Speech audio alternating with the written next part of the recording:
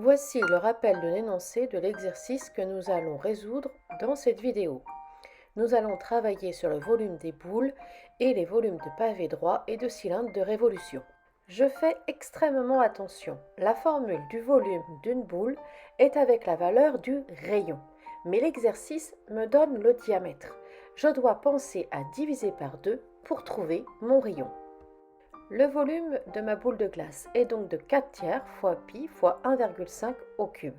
En effet, mon diamètre de 3 cm divisé par 2 me donne 1,5.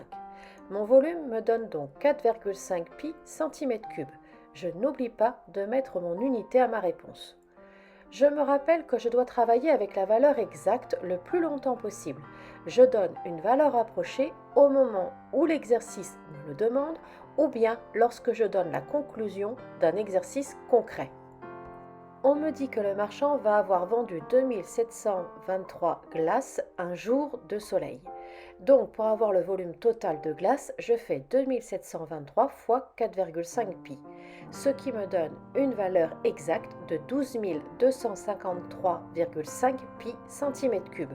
Je n'oublie toujours pas de mettre mon unité à ma réponse. Il a vendu 287 glaces au chocolat, ce qui fait un volume total de 1291,5 pi cm3. Chaque bac de glace au chocolat a un volume de 15 x 12 x 7 puisque c'est un pavé droit, ce qui me donne un volume de 1260 cm3.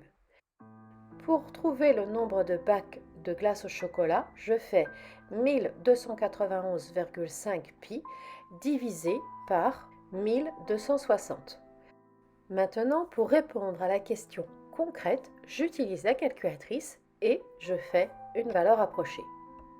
La calculatrice me donne 3,22, etc. Donc, 3 pots ne suffisent pas. Il faudra 4 pots de glace au chocolat.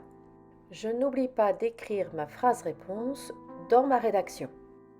Pour la vanille, il a vendu 725 boules, donc je fais 725 fois 4,5 pi, ce qui me donne un volume exact de 3262,5 pi cm3.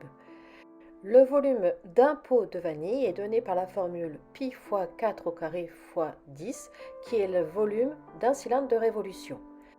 Une fois encore, l'exercice me donne le diamètre, 8 cm, mais je dois utiliser le rayon, donc 4 cm.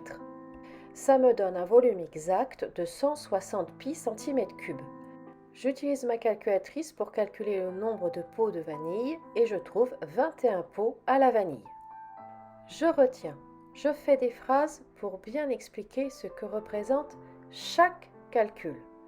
Je fais attention au danger du diamètre donné alors que j'ai besoin du rayon pour faire mon calcul. Je donne une valeur approchée le plus tard possible.